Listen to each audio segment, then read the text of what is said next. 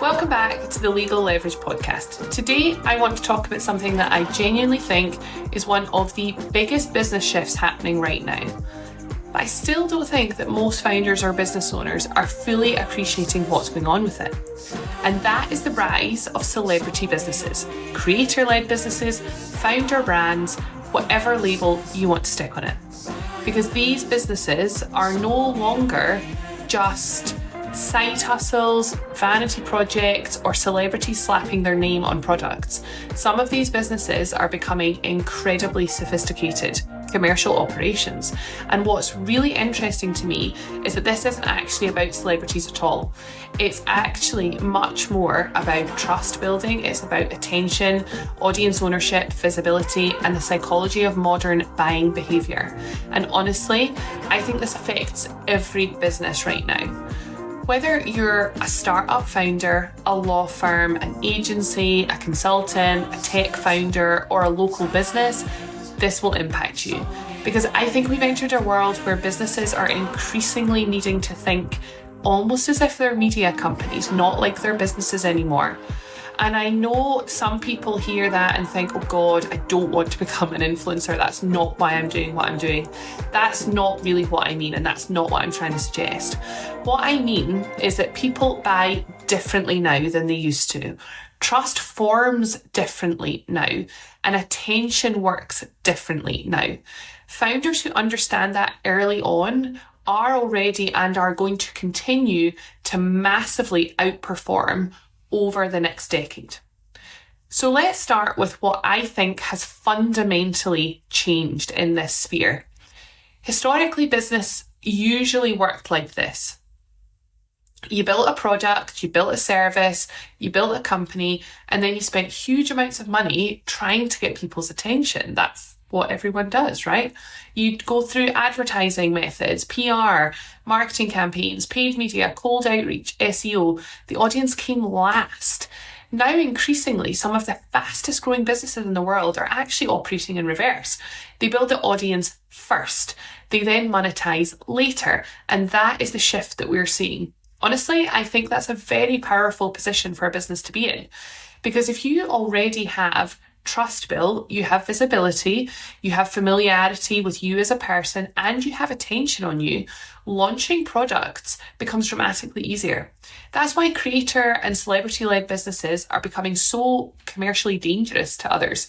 And honestly, I think a lot of traditional businesses still dismiss them because they think, oh, they're only successful because they're famous. Who cares? Famous is only part of it. The real asset that they actually have is this direct audience trust. It doesn't really matter how they got it. That's the important thing. And this is where I think founders really need to start paying attention. Because historically, businesses could rely very heavily on things like location, institutional reputation, referrals, or simply being well established. But the internet has changed all of that. Attention has fragmented massively. None of us can hold any attention now. And people are now spending hours on TikTok, hours on YouTube, listening to podcasts, hopefully this one, consuming creator content. So if your business is invisible online, or if no one really knows who you are, or if there's no recognizable personality attached to your business, you're going to be increasingly competing at a significant disadvantage. I honestly think that some industries just still haven't accepted this yet, particularly professional services. Again, we're in professional services. We're getting this. So let's take Kim Kardashian and the Skims. Now, regardless of whether someone likes Kim Kardashian personally or not, I think what she's built here is commercially fascinating because Skims isn't just celebrity merch. It's a very serious global retail operation. But the key thing is, her audience already existed before she launched Skims. And this is what founders really need to understand.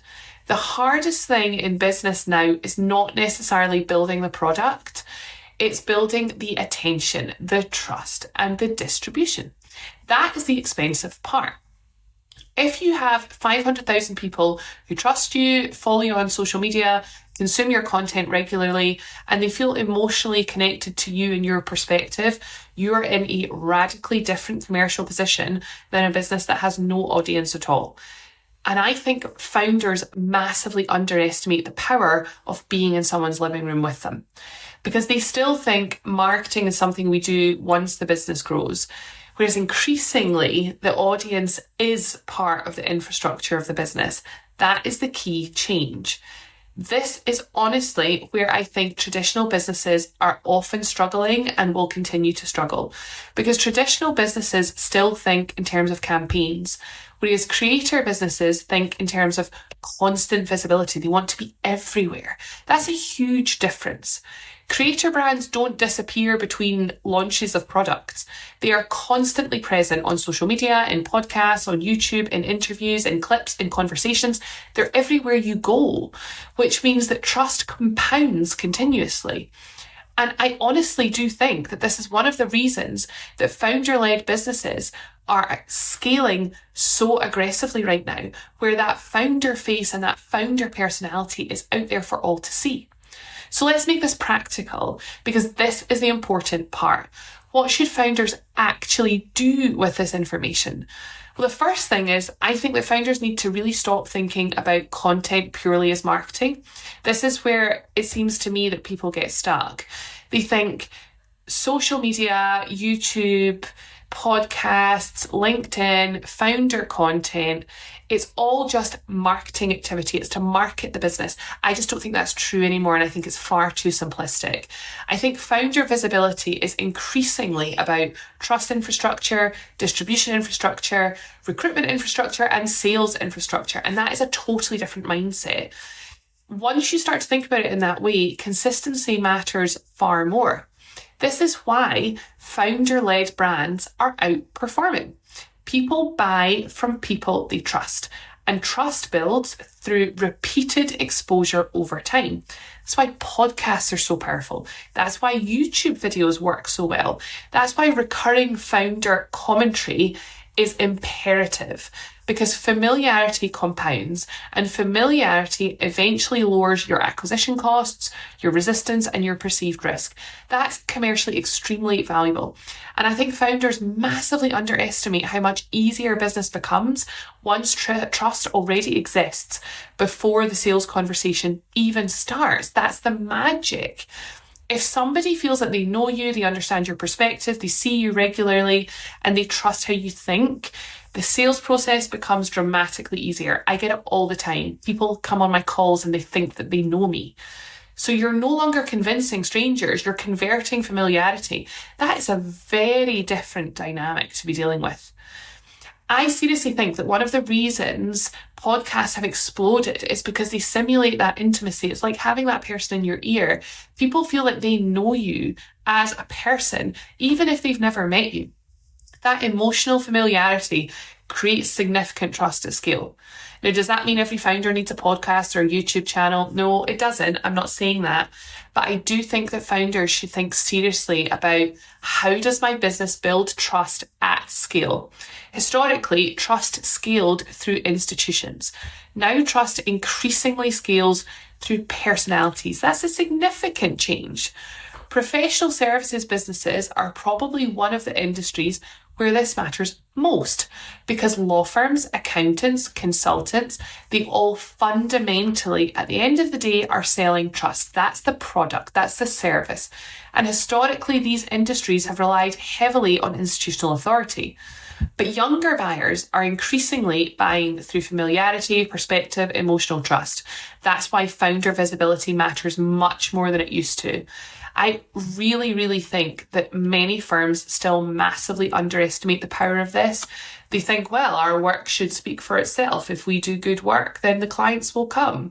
But in crowded markets, visibility matters.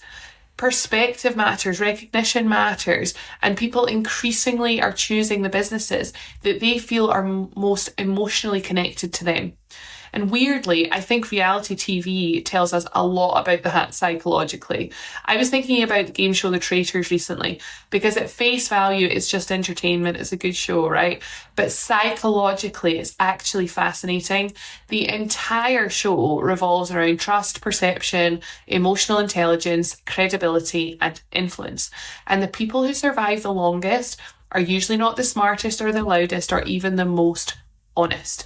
They're usually the people who manage perception best. Modern business increasingly works in exactly the same way. People are not buying purely rationally. They're definitely buying emotionally first. Then they're justifying it rationally afterwards. And creator businesses, they do understand this instinctively. Traditional businesses are often still marketing features. Creator-led businesses are marketing identity, belonging, and emotional alignment. That's why they perform so strongly. I really think this is one of the biggest reasons that traditional marketing has become far less effective.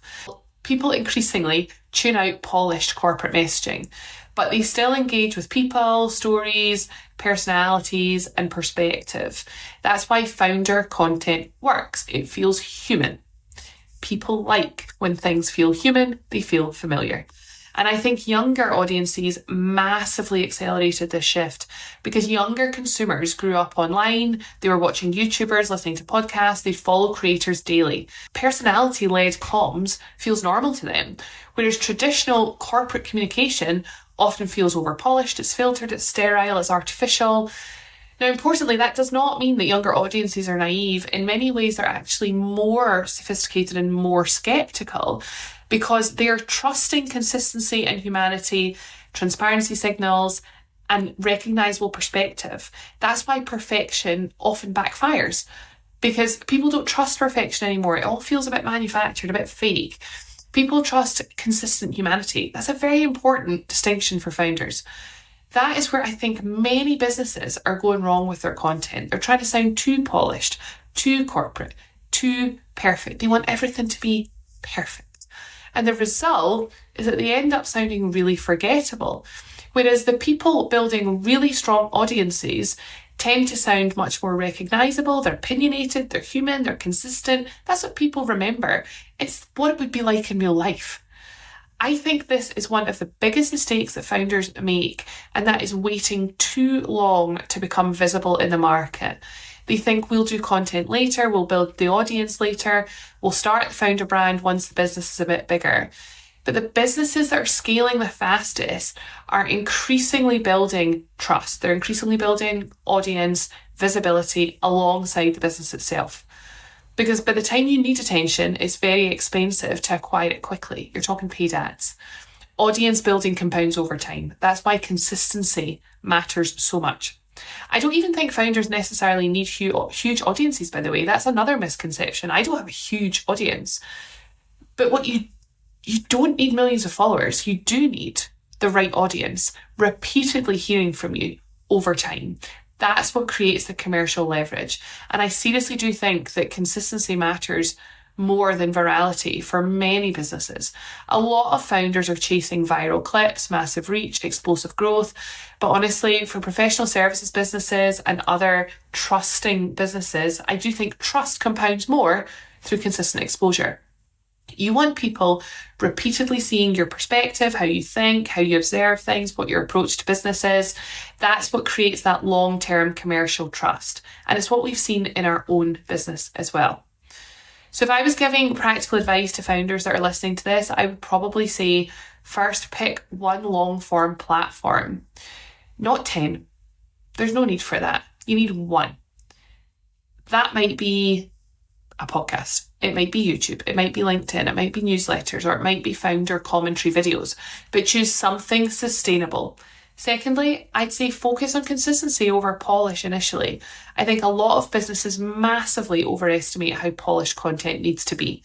People care far more about your perspective, your insight, and your consistency than cinematic production. A lot of times cinematic production puts them off. And third, talk about things that people actually care about, not just your services. That's another huge mistake I see business owners make.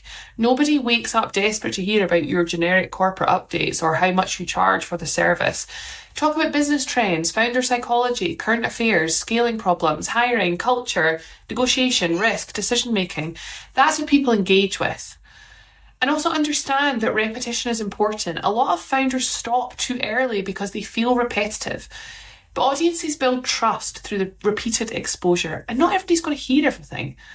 You probably need to say the same core things many, many times anyway, before people really associate you with them. And finally, I guess understand that this is a long-term compounding asset, not a quick lead generation hack. That's another important distinction. And it's very, very important. Now, there's obviously a danger to all of this because founder-led businesses can accelerate incredibly quickly. They can grow very fast, but they can also become heavily dependent on personality, on one person's personality. Tesla's a really clear example of this because whether you love Elon Musk or hate him, Tesla became deeply psychologically tied to Elon Musk.